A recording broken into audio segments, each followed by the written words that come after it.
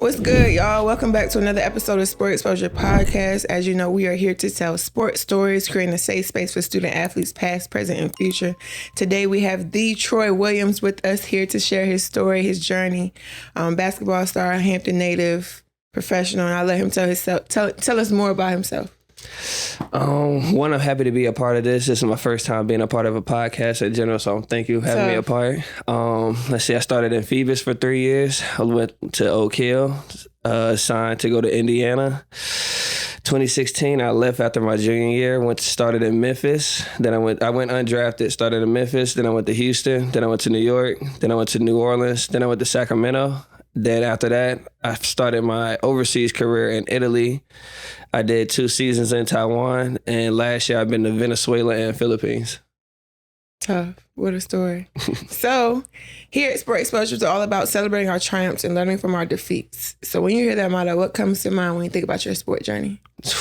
A lot of ups and downs. Sometimes it seems like it was more downs than ups, but just sticking with it and keep grinding, keep working, trying to shut out all the noise and stay focused on what you're supposed to do and why you're there. That really helped out a lot for me. So where did basketball start for you? At 5 years old, it runs in the family. Uncle Boo is Boo Williams. Then you got my aunt, who's the head or assistant coach at Penn State. Uncle Mike played football, but he also played basketball. And then my mother was the captain of the cheerleading squad. So it's destined. It's destined. When did you start taking it serious? I mean, you've been nice since I can remember. Nah, I didn't start taking it seriously till 9th grade, till that summer right before 9th grade. I hit a mean puberty growth spurt. Like, I went from in 8th grade, I had reached 6 foot. And then by the time I stepped foot on Phoebus, I had to reach like 6'1" or 6'2". Then I reached 6'5" in 10th grade, 6'6" before I left Oak Hill. Then I grew another inch at Indiana. That's crazy. That's wild. That's crazy. What's that like for your body? That's a big, huge adjustment. It's quick. Your knees hurt. Your knees hurt a lot. That tendonitis is no joke. And getting your coordination and all that feels weird. But once you get it all together, I mean, it just falls in. So what was it like for you going from Phoebus to Oak Hill? It was a huge change. One, I'm living on campus. The competition is different. It's no more just putting my head down and just go dunk. It's like I got to actually learn how to make moves for myself to be able to go dunk or to get an open shot. Because by the time I got to Oak Hill, it was like everybody was just as athletic, fast, could be better than me, anything. Like, it was a huge change, but I enjoyed it because it got me ready to go to Indiana. What was the biggest adjustment for you at Oak Hill?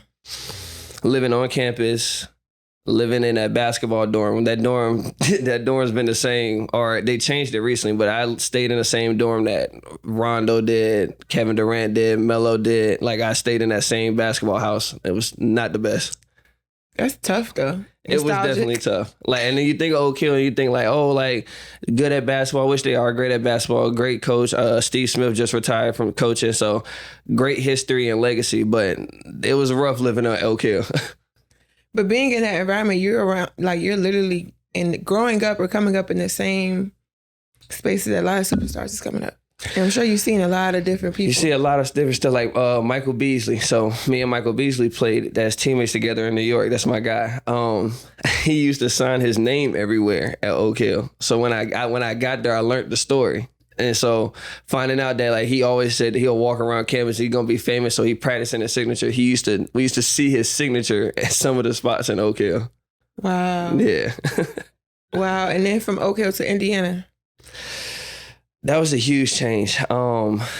Oak Hill was still in Virginia, so at least I was living in Virginia and I wasn't far from family. But moving to Indiana in the Midwest was a huge culture shock. Like, I don't have it as strongly now, but coming out of Virginia back then in college, I was 18 going to Indiana. I mean, I couldn't even open my mouth to talk without people being like, oh, you're country, you're not from here. And I was like, yeah, and they want me to say things like the way I used to pronounce water, or the way I say tournament or something like that. Like, they just wanted me to say things. But I actually loved it. Coach Crean was a great guy to me. I still talk to him to this day. He still comments on pictures and all that. The players, I just went to Yogi Ferrell's wedding this summer. I still stay in touch with Thomas Bryant, OG Anunoby, Rob Johnson, James Blackman Jr. We still all talk to each other. Do you feel like coming up you had to play with a chip on your shoulder? Easily, especially coming out of Hampton with Boo Williams being my uncle. I was going to ask, with Boo Williams being your uncle, what type of chip did that bring you? It actually helped me out a lot. Like, I really wanted to get out of being the Boo Williams nephew shadow. I wanted to, and I used to tell him, I said, I wanted my name for myself. Like, I don't want to be known as Boo Williams' nephew. I want people to come up to you and be like, oh, you're Troy's uncle. Like, I always told him I wanted that. But definitely, I mean, coming up as a kid in Hampton, Virginia, with him being your uncle, it was definitely rough. A lot of people thought I got a lot of things handed to me because of that. Elaborate a little bit more on that, on how rough it was. Because those are things that we would never assume, we would never seen. Like, I mean, all right, so like the rankings and all coming up, when I stepped foot at Phoebus, I was number 1 in Virginia on ESPN, and then I was number 6 in the nation on ESPN.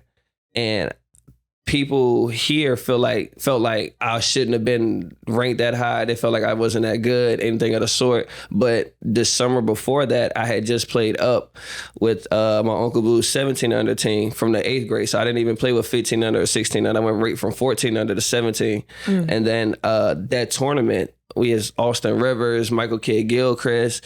The team that my uncle had is Travis McKee. Then you got Andre Dawkins, Kendall Marshall. Like, it was a huge team. EYBL had just started. So it's the first year of EYBL. But in that Peach Jam case, I balled out. I didn't expect to play the way that I did, which caught me off guard. And that's when I realized, I was like, whoa, like, I'm really starting to put this basketball stuff together. Like, this is really starting to come together. But I did that. 9th grade year comes, that happens. I get in all these scholarships, these looks and everything else. Coming to Phoebus, I think my junior or 11th grade year, that's when I came down to North Carolina and Kentucky as my top 2 schools. And the coaches that used to come through there, we had to stop practicing at Phoebus and practice at the Sportsplex. Because people came, like, I had Roy Williams come from UNC to Phoebus. And we wanted to walk around the school. Well, kids started coming out of the classrooms as we were walking through the school. Then we get to practice, and the practice gym was full of just kids. And then from that moment on, we couldn't practice at Phoebus no more. We had to practice at the Sportsplex. What was that like for you? Because essentially we're relocating because for Troy. We can't practice in our home gym anymore because Troy is on the team. I mean, it was definitely like mind blowing at first. I didn't think much of it as a kid. Looking back on it now, it's like, whoa, like now that I'm talking about it. But definitely, I mean, I didn't see it as much. I was just happy to play, happy to be around the guys. I more so was like, y'all like talk to them. Like, I'm gonna try to make y'all look good. Like whatever. Like, I want to get everybody scholarships. And it's crazy you say that because a lot of people don't realize that, say if I'm on the team with you, that can also be my time. Exactly. Like, even though you're the reason they're in here, a lot of kids lose sight of the fact that Roy Williams is in the building. Exactly. Like, even if I ball out, he may not be here for me, but you can get a scholarship like that. Exactly. Because if he's here to see you and I go crazy, like, hey, he know I was on the team. Exactly. And you don't know he know. That's how word of mouth keeps going. Yeah. And talk about how important it is to always be on your A game. Like, even if because a lot of kids, they have a superstar on the team and I feel like there's a little hate there, a little jealousy. But I always saw it as the time to show out. Definitely. I would say more so like it's that opportunity not a lot of people get.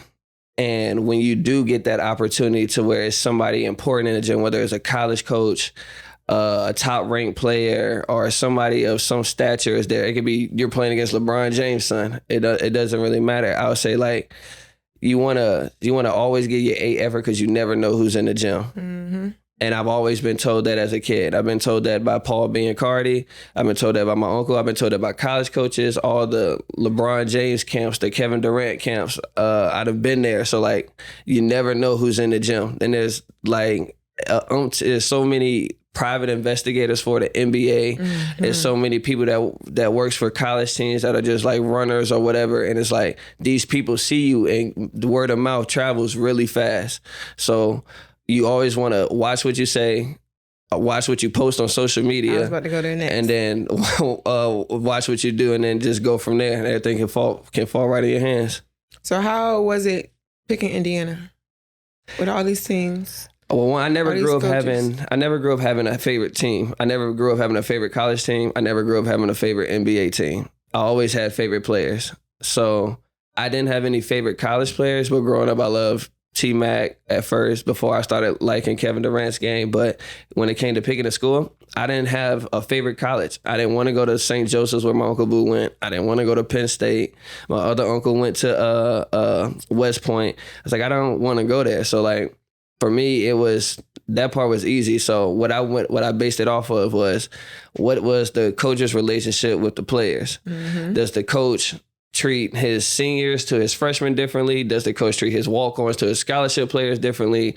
Whatever the kid, how is he outside of the official visit? How is he in practices and all? Like when there's nobody in the gym, how does he react with everybody? Or off the court, how does he react with everybody? So the reason I picked Indiana and why it was so easy, me and Coach Crean hit it off. And then even when I wasn't around Coach Crean and I was around Victor Oladipo or Cody Zeller, it was me talking to them and them telling me how he is and everything. Then I got to see, all right, like he treats his walk-ons and his scholarship players the same. He gives the same respect as a senior to a freshman.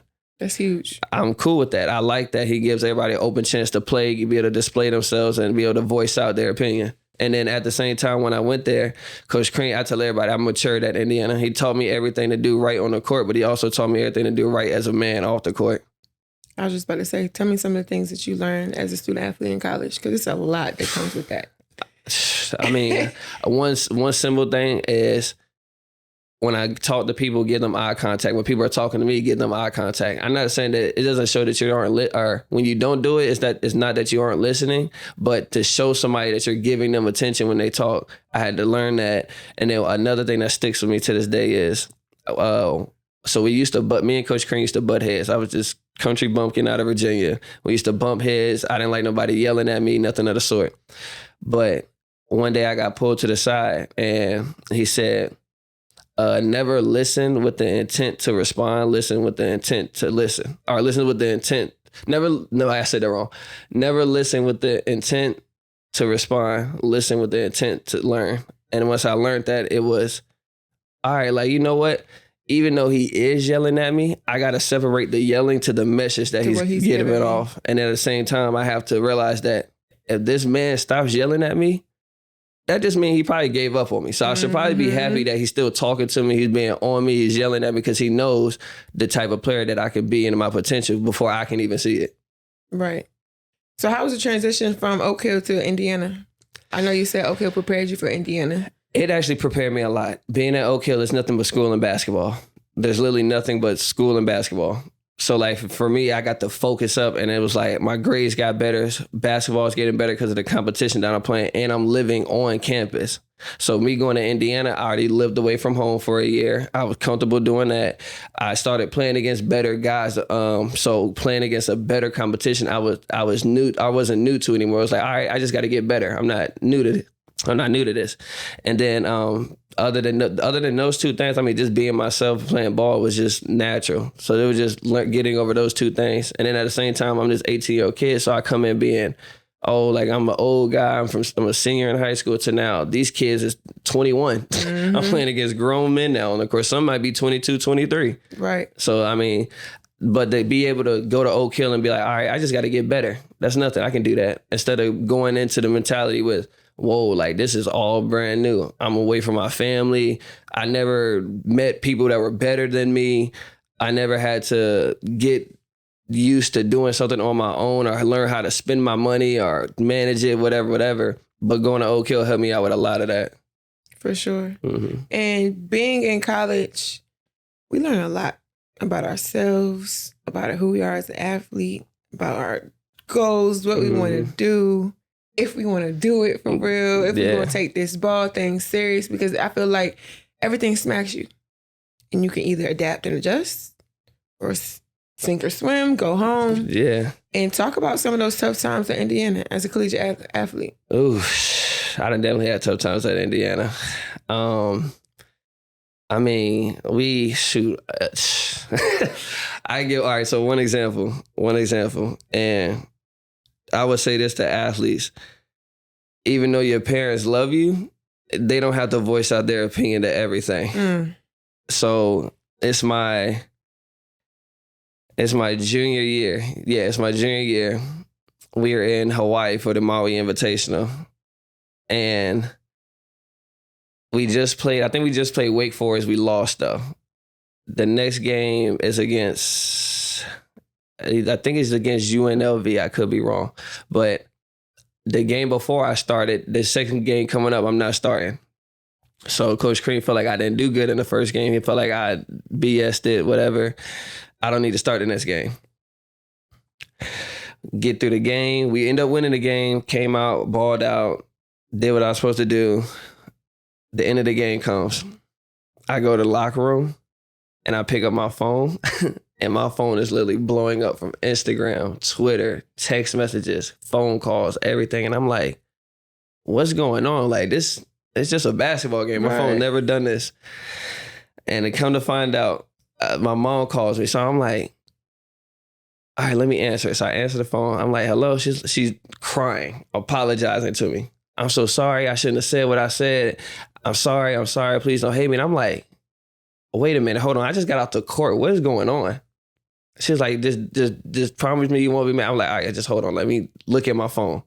I get off the phone. Come to find out, my mother goes on Facebook and basically bashes Coach Crean for not starting me. Then come to find out, ESPN gets a hold of the status, posts it on the ticketer, posted it on the ticketer on ESPN. And I think this is not gonna stay up. Okay, there it goes. Posted on the ticketer. It's all over the social media. Her Facebook status. I don't even got Facebook, whatever it's called. Like it's everywhere. It's everywhere. So I'm thinking to myself, like, how am I about to talk to Coach Crean about this? Because I had nothing to do with it, but it still deals with me. So I'm like, how am I about to approach him? So we're on the bus. I'm in the back of the bus. I'm talking to the strength and conditioning coach. I'm talking to the guys. I'm like, bro, how am I supposed to talk to this man about this? So I wait till everybody get off the bus, and then I start to walk up to him. I walking up, and he got a piece of paper in his hand. So I'm walking up. The piece of paper has this Facebook status printed out on it. Just the status. And I'm just like, oh man, I don't know how I'm gonna talk to him. So I'm still walking up, and I'm like, hey, Coach Crean. He's like, hey, what's up? I'm like, look, I can call my mom right now. She said she's sorry. She apologizes. I don't want like that. I just want to dead it. And he was like, you know what? Because the Facebook status said that it was something about badging him and be like, oh, time to get the fuck up or trying to get the hell up out of IU or something like that. Oh, she went in. But this is my junior year. So the year before, they just put out you could test the waters for the NBA. I did that, but I didn't sign an agent. So when I came back, I told Coach Crean, I said, hey, after my junior year, I sat down. It was me, John Lucas Sr., my Uncle Boo, my Aunt Terry. We all sat down. I said, hey, I'm leaving after my junior year. Like, I'm putting my name in the draft. I'm not coming back for my senior year. And she went and made that post. And then, so I'm talking to him. He's like, no, you're fine. You're fine. Don't even worry about it. Matter of fact, call her. So I call her. And she's crying still. It's on speakerphone. She's apologetic. So Coach Crean, he's like, no, you're fine. You know what? He is going to get up out of IU. So now I'm like, yo, like, what do you mean I'm about to get up out of IU? So then he was like, he's going to have a great career here. He's going to have a great year this year. He's going to put his name in the draft. He's going to play in the NBA. Like, he's going to leave Indiana. So I'm like, okay, this is sounding promising. This is a lot better. So then, and I can't make this up. He literally prayed over the phone with my mother. They prayed together. Mm-hmm. We all prayed together. And then we put it right behind us, swept it under the rug, and we never brought it up again. And that's just one of the situations. That's a hell of a situation. I done had times where one of my closest friends at Indiana, he actually so this is Halloween night. So Halloween night of my sophomore year, the team is gonna go out. We're athletes. We got a day off the next day. Like, the season just about to start. It's October 30th, 28th, whatever. So we're like, we're gonna go out. But then I'm like, you know what? I'm not gonna go out. I'm gonna chill. Like, I'm gonna chill tonight. I already went out the night coming into Halloween. I don't want to go out Halloween night. Mm-hmm. So I chill. 4 a.m. I got Yogi Ferrell banging on my door, on my dorm room or on my apartment room door, and he's like, yo, like, you ain't look at your phone? I'm like, what you mean I ain't look at my phone? He's like, bro, everybody's been calling you. Even the coach has been calling you. I was like, hold on, I'm dead. I'm half asleep. I'm like, what you mean the coach is calling me at 4 a.m.? And he's like, one of our teammates got hit by another one of our teammates in the car tonight. And I'm like, what? And he's like, yeah, like he's in the hospital right now and everything. So I'm like, whoa, like I didn't hear about none of this. And this is one of my closest friends at that time in Indiana. So I'm like, this is wild. So the next day we wake up, Coach Crean has a meeting with us. The teammate parents come in and they're talking to us some more because one of our teammates ended up hitting him. So hitting him with the vehicle? With the vehicle, yeah, with a car. So it was just a drunk night and I'm listening. I'm just like, yo, what's going on? This is my sophomore year. Coach Crean shut down everything. Like we on the news again. It's bad. We're on the news again. We got a teammate down. Another teammate has to sit out because his mental is messed up from everything, from doing it. He didn't mean to. Come to find out they were drunk. The teammate got out the car. My other teammate was driving. He jumped in front of the car, just being drunk. You can't control that. But the teammate who did it, his mind is just all messed up from it. Right.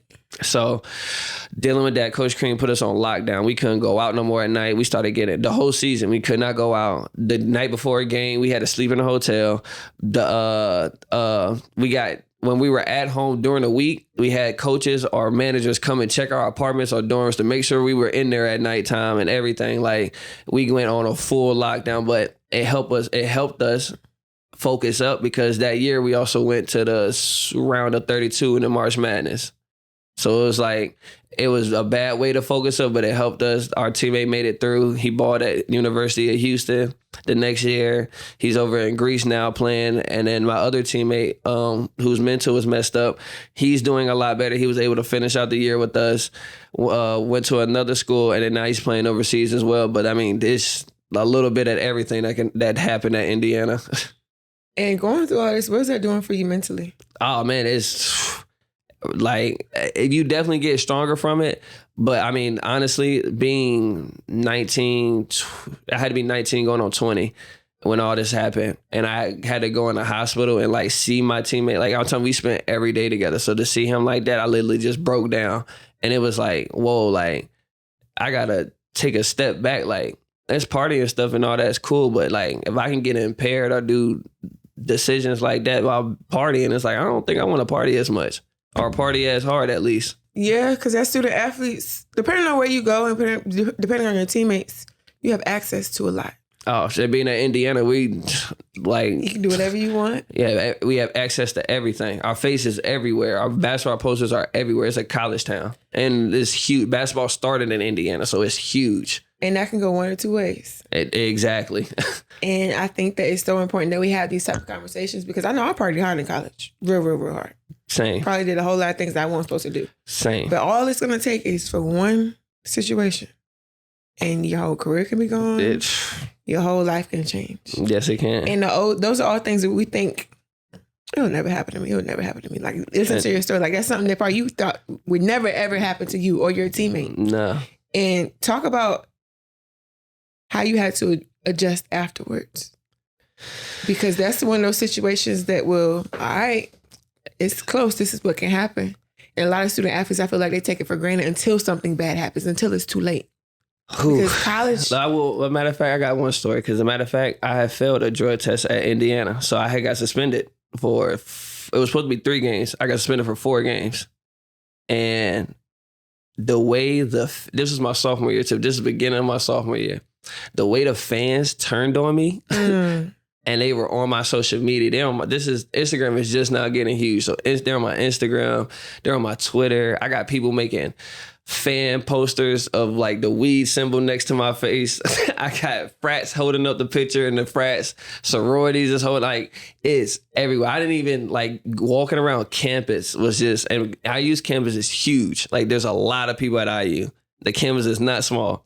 So going from my dorm, from my dorm at that time to classes and all, people talking to me, people pointing, making making up things and everything else. So it was like, that was rough. So when I got back on the court, I had such a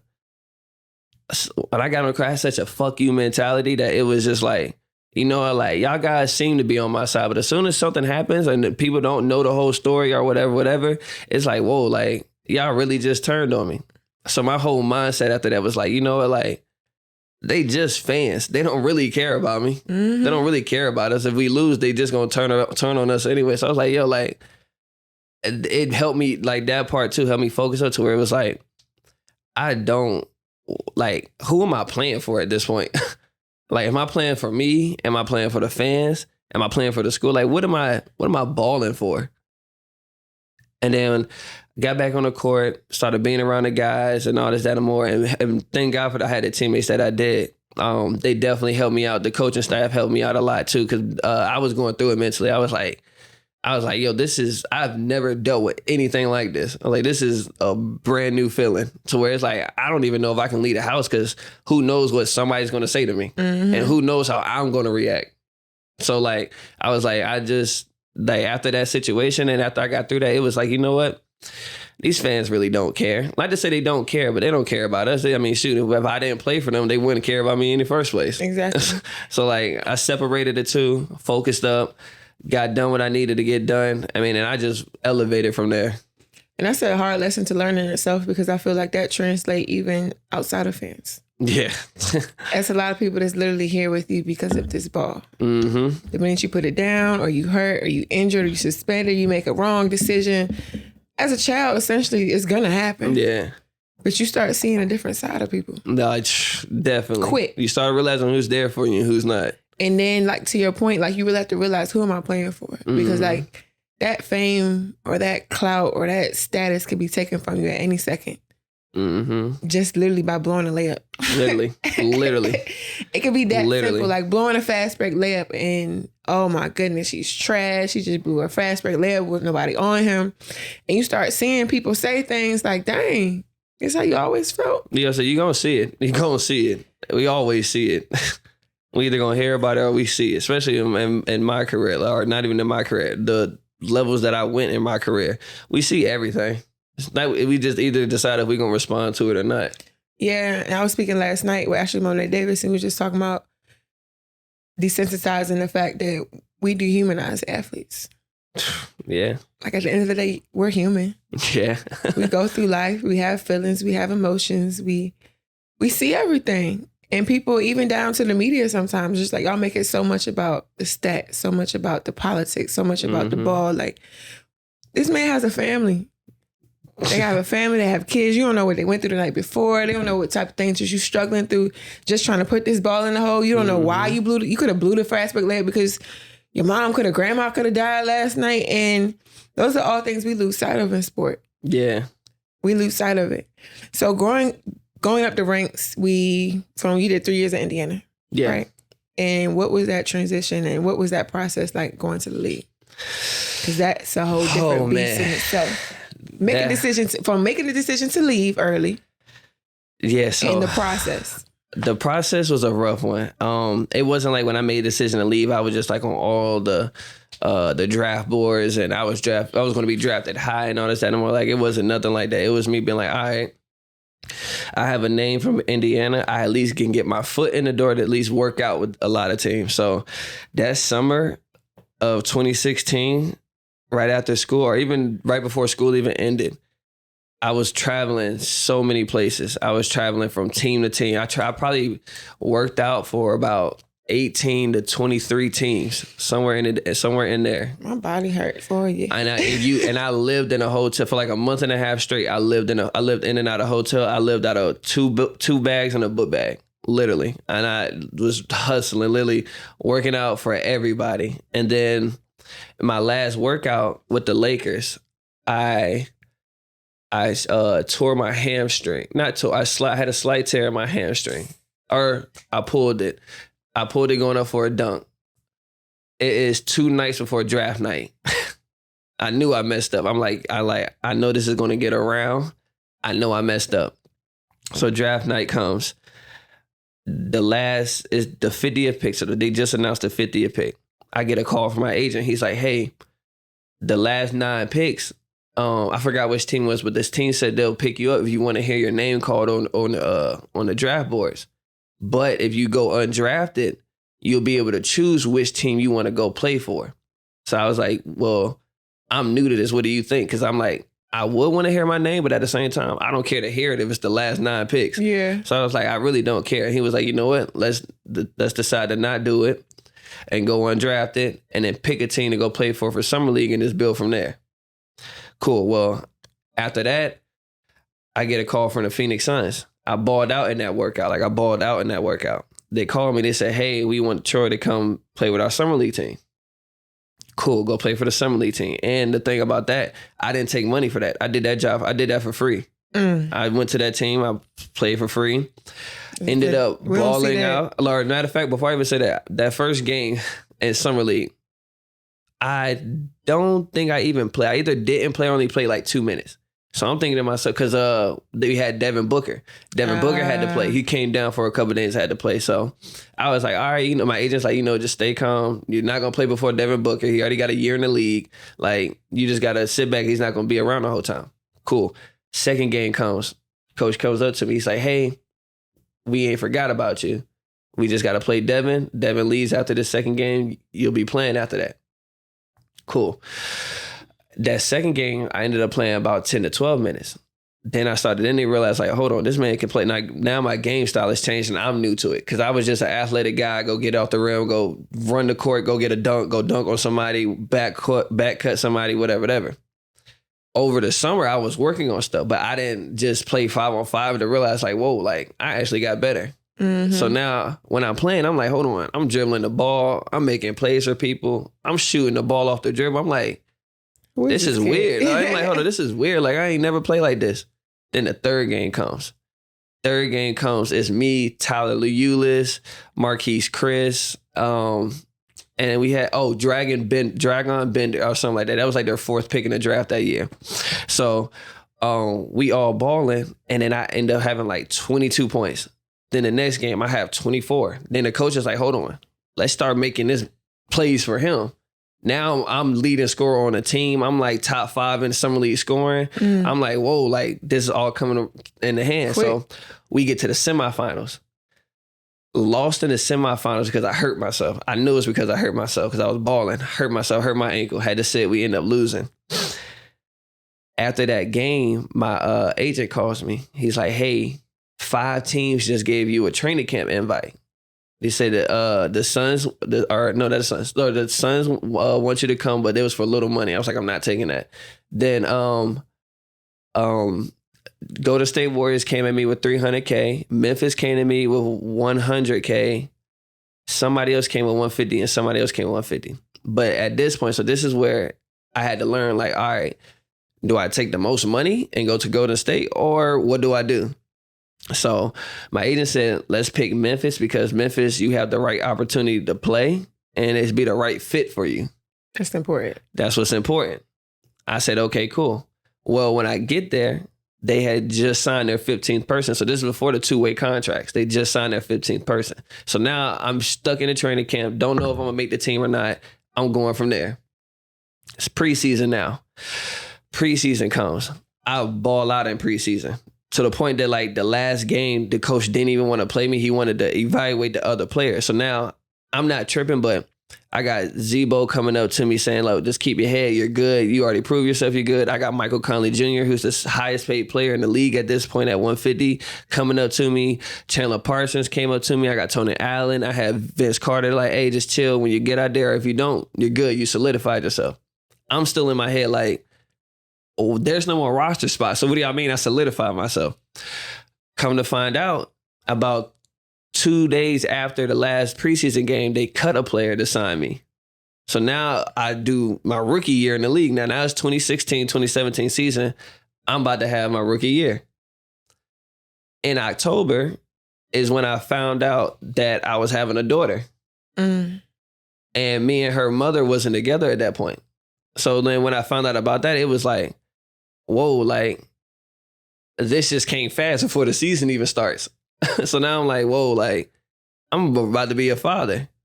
So now it's like, all right, rookie year, get through rookie year. My daughter's born in March. From Memphis, 2016, 2017, yeah, I played half that year around All-Star.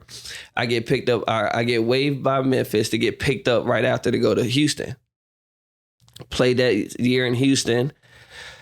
Daryl Morey was the GM. He wants me to sign for the next year. Now I just got my first real NBA contract. This is my sophomore. Going into my sophomore year, I signed for a 3-year contract, but it was 1 year fully guaranteed. Next year, partial guaranteed. 3rd year, team option year. Cool. Start making money. I'm in Houston. I'm with James Harden. I'm with Lou Williams. I'm with Eric Gordon. I'm with Nene, Clint Capella, Trevor Ariza, Pat Beverly. Like, this team gets a lot more media attention and more. It's a lot more superstars with James on the team. Like, now it's like, whoa, like, it's a huge difference. The type of people that sit in the stands is a different. Right. So I'm like, this is all new. Yeah.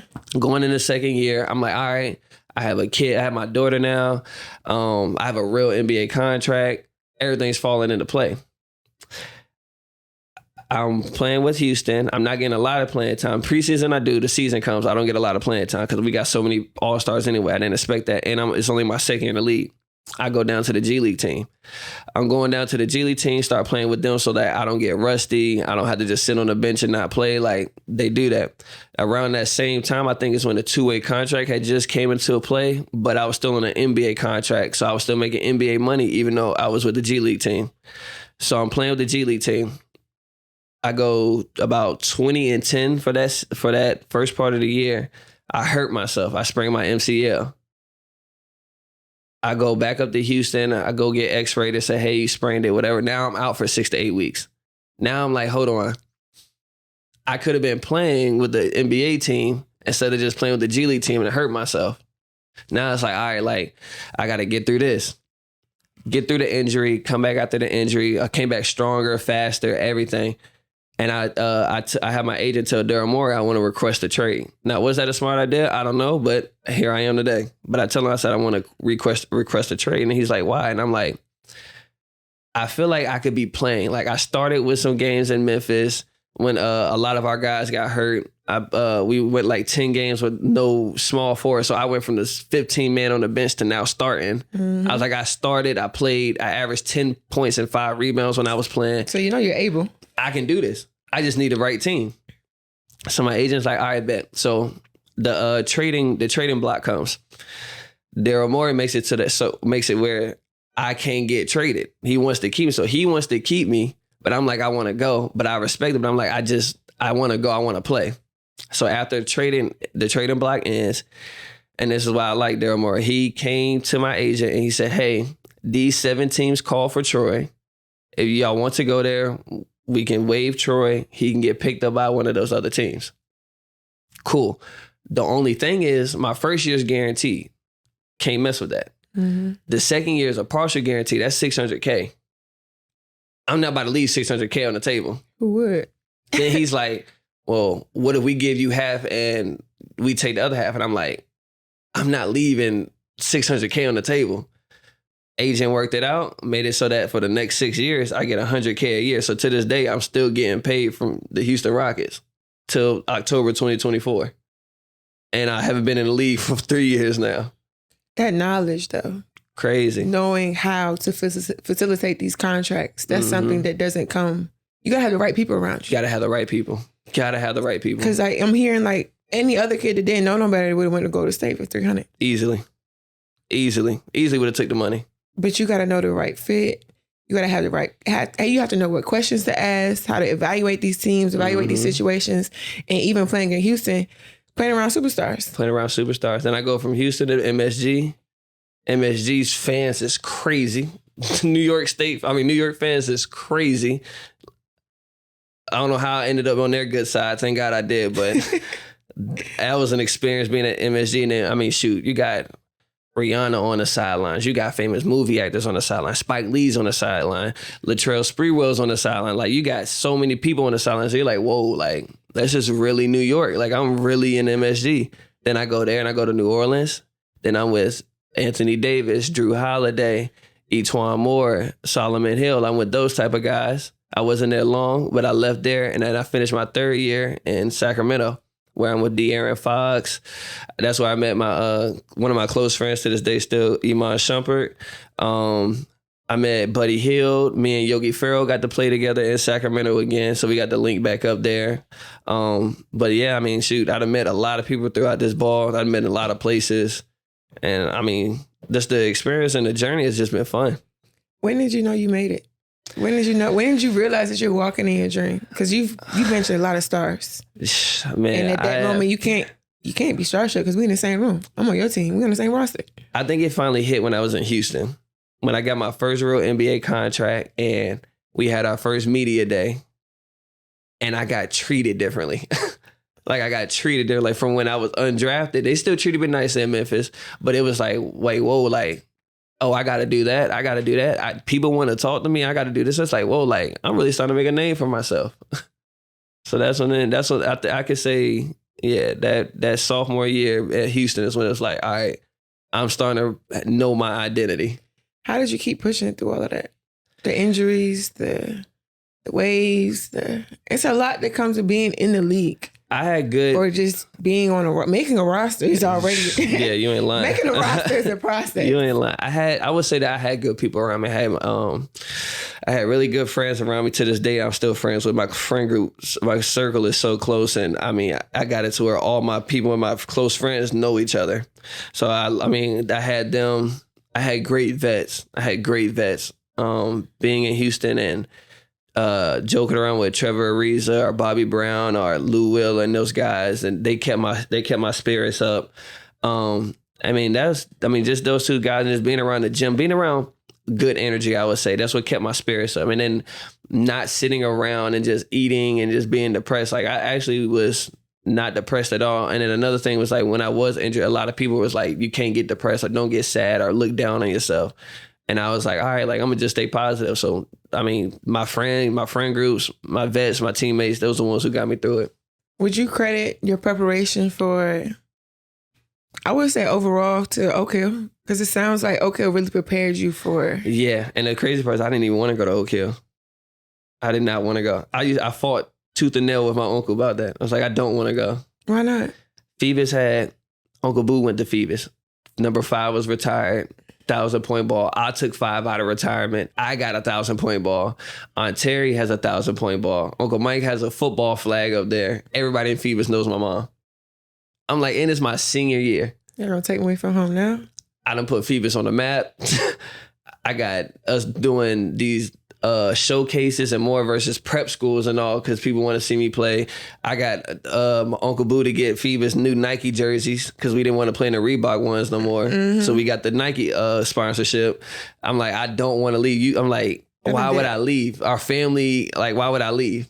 And then I fought tooth and nail, but I still remember that morning when he wanted me to sign those papers and I wouldn't. And shout out to my cousin Brooke because all my cousins are like my siblings, but we stayed in a room and we fussed for about 30 minutes to 45 minutes about going to Oak Hill. And I was like, I don't want to go. And she was like, well, I'm talking about we crying to each other and all. And she was like, you know what? You got to go. Like, not to say that like you're doing bad here, but the type of schools that's coming after you. Opportunity. And the competition you playing now, she was like, you're not playing against the competition here in the 7-5 is not going to get you ready for what's being presented to you or offered to you now. And I was like, I don't care about none of that. I just want to graduate from Phoebus. Why I can't? So, well, but we got through that. I signed those papers and I'm so happy that I went to Oak Hill my senior year before I started this journey. I'm so happy. I'm so happy. It was the best decision I could have made.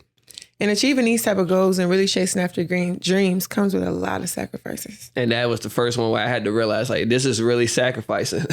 Like, because you have to sacrifice your environment a lot of times. If you want to play ball at a high level in that industry period, you have to sacrifice your environment. Yeah. Because some people are not going to always come to Phoebus. I mean, you was thankful. Super blessed. Thankful. But you know, some people are not going to come to these different gyms. You're right. They're not going to come in these different environments. They're not come to these different hoods, rather, to come get you. So you have an opportunity. You have to really take advantage of that and talk about some of the other sacrifices that was one huge sacrifice you had to make at a very early age. Moving away from home and more. I was 17. Had me 17. And going throughout your career, and even now, I'm sure you're still sacrificing. Yeah. Talk about some of the sacrifices you have to make, even as a dad. I was about to say, yeah. I was about to say that as a dad, that's the one I really make a sacrifice with. And I got my daughter and I have my son. I'm not with they have two different moms. I'm not with them. My daughter's in San Antonio. My son's in Iowa. So me already being away from them and talking to them on FaceTime is harder. And then even when I'm over, like I'm in Taiwan and my daughter's like, why is the sun up there and it's dark here? And I'm like, well, I'm out the country. And she's like, well, why are you out the country? I'm like, well, daddy plays basketball. Like, this is how daddy gets you these shoes and everything else you want. And she's like, why do you play basketball? And I'm like, yo, I was like, you just not gonna get it. I was like, you're not gonna get it. But no, and I miss out on a lot of things. Like a lot of the, taking them to school, picking them up from school, missing out on certain things that them growing up. I'm always the entertainment or gone somewhere during the holidays. So not being able to spend holidays with them and all that, like that definitely is sacrifices. It is just the little things like that and just spending time with them and being around them. But that's definitely one of the sacrifices. And then I'm so used to being away from home now that even traveling overseas is not really a sacrifice, like when I got to leave, but just definitely with my kids being over here and all that is a huge sacrifice. It's a whole lifestyle adjustment. I like it though. I love overseas. Really? I love overseas. Tell me more. I mean, all right, so I start off in Italy.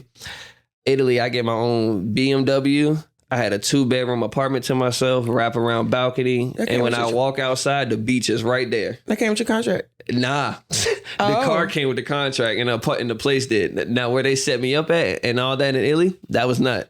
But that car and the money and all that, yeah, like I was riding nice in Italy. Then I get to Taiwan. I love Taiwan. I love Taiwan so much. Like the people there, the scenery, their religions, their food, traditions, the way they dress, everything. Like I love Taiwan. And Taiwan loves me, so I'm happy for that. Good. I am happy for that. Going to the Philippines for the first time last year. Philippines was cool. I got to play in the gym, Thriller in Manila. I was living in Manila, so that was really fun. I got to see a new experience out there. Where did I go? So I went to Venezuela. Venezuela was a huge shock for me. I didn't expect it to be like that. Venezuela is actually really third world. And luckily I was in a good part of Venezuela at that. But people out there were super nice. Food out there is amazing. Even the nightlife and like everything about it, I love Venezuela. And then I just left probably 2 weeks ago. I just left from Lebanon in the Middle East. I just got out of there. They got the war and all that other stuff going on. But before even that, I mean, that was just a messed up situation. Like I did not like it out there. It was bad out there. I was going to ask you about that. It was bad out there. It's pretty much a current event right now. Yeah. It's ongoing. Yeah. And what was that like? I mean, I got out of there just in time, but the situation with the that I had with the team president and all, it was just super unprofessional. Like, and this is where I learned, like, all right, like, not everywhere you go do they play on time. Do they really see you as anything but a basketball player or anything of the sort? So like, that's my first experience where it's like, whoa, like, I don't care to really be treated like this. Mm-hmm. Like, this is not what I signed up for or anything. So, I mean, that got to a point where it's like, all right, me and my agent bought my flight and we got up out of there. Then I re-signed. I just recently re-signed, what's today? Last week, I just signed to go back to a team in Taiwan. Well, congratulations. Thank you. Is it ever not fun for you anymore? Do you ever have moments where...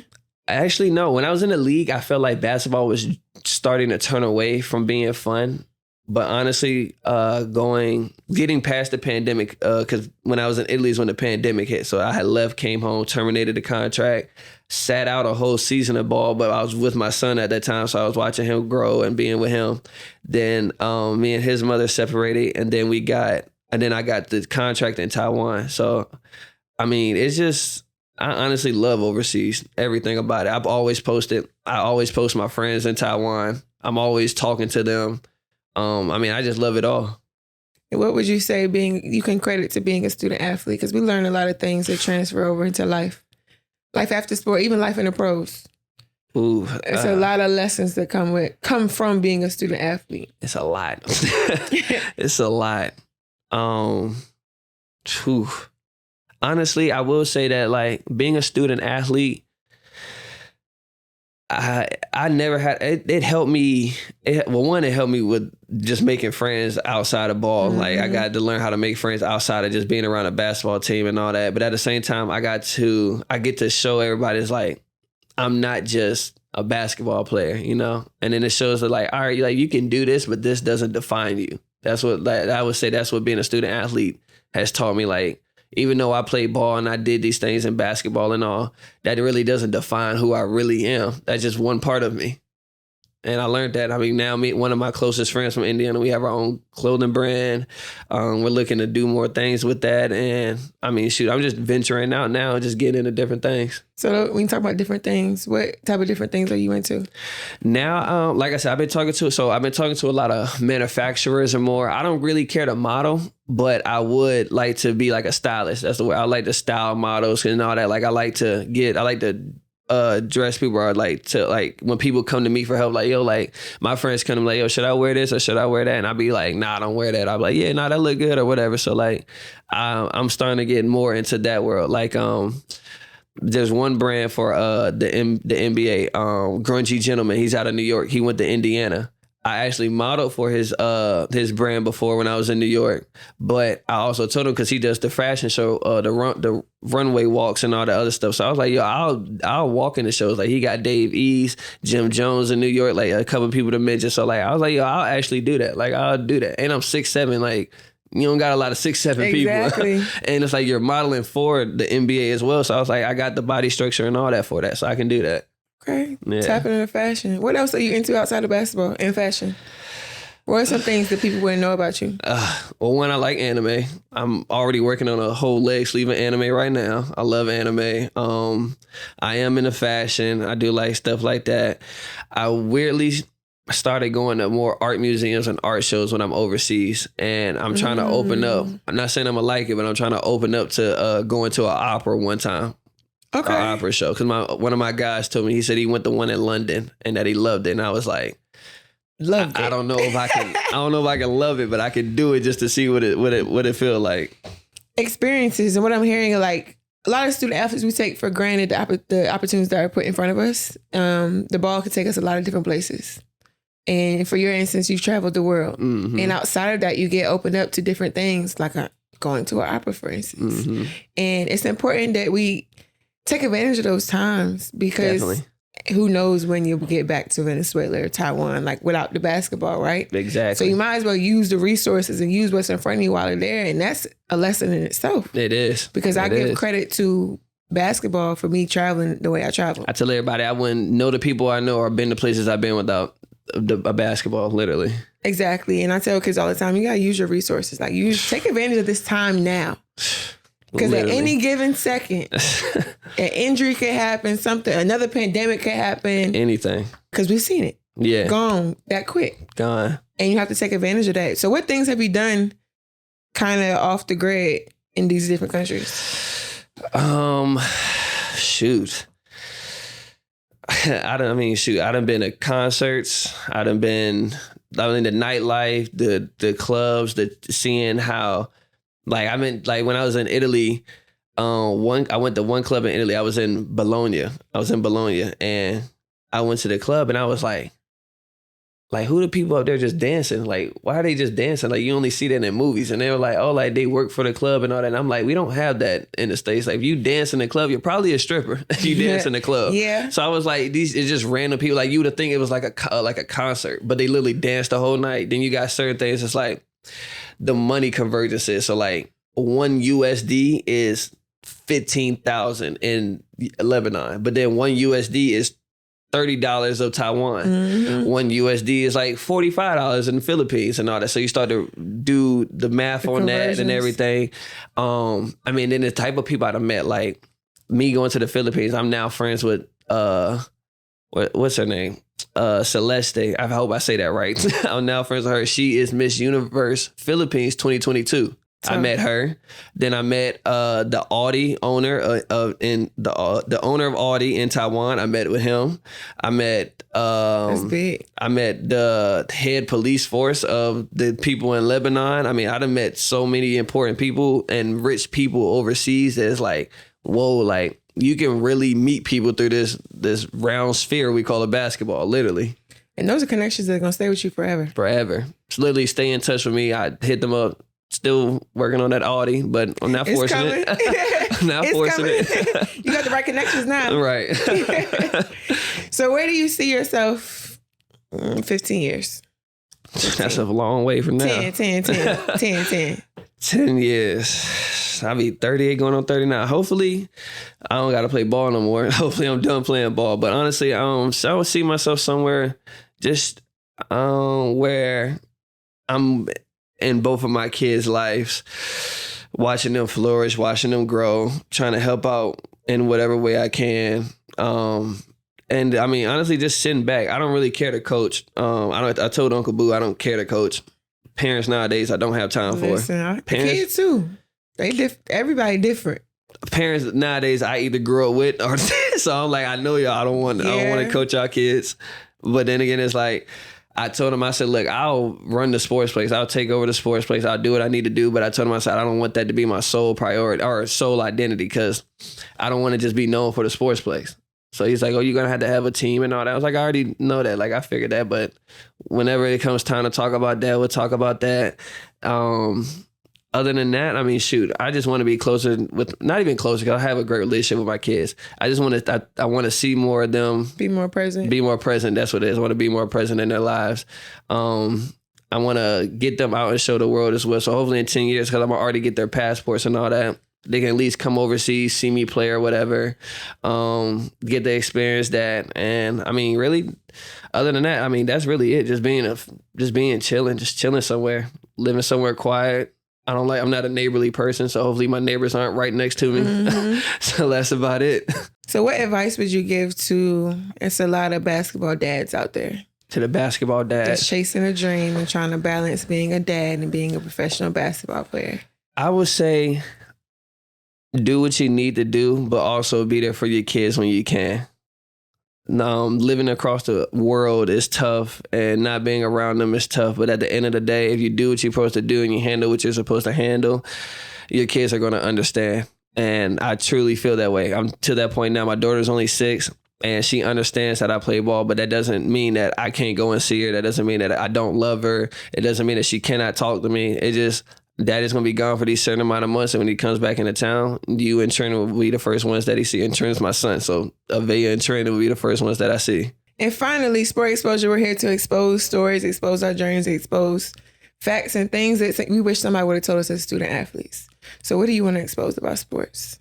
It could be good, it could be bad. Matter of fact, I would say like, shoot, what I said earlier, if the coach is yelling at you, that's not a bad thing. And if they're yelling, take the message that they're telling you out of the yelling and separate it and just get better from that. I would say that as an athlete, I would say listen before speaking. Everything that you think, there's had to be a thought, be open, be coachable. And this is all things that got me to the NBA. So be coachable, have a great character, have a great attitude. And I mean, everything else will follow because it's so easy to find another athletic wing. It's so easy to find another point guard, a big man, whatever it is, because you don't got to look just in the States. Because nowadays, the NBA draft is having more and more overseas players that's come to the draft and get better. And if you think about it, some of the best people in the league, the top 5 are from overseas, are international players. So look at that. Like that's something that you want to keep in the back of your mind. For sure. So this being your first podcast, how was it? I liked it a lot. It was fun. This was dope, right? Yeah. But thank you so much for your time. I hope there's a student athlete out there that gained some knowledge from Troy's story. Where can we find you at? Well, like I said, I signed to go to Taiwan, so I'll be playing in Taiwan. But nowadays, I don't live in Houston no more. I'm up in the DMV area now. Just moved out there this summer, so I'm not far from home. Okay. Well, we look to see more greatness coming from you. Thank you. And we'll catch you on the next episode, y'all.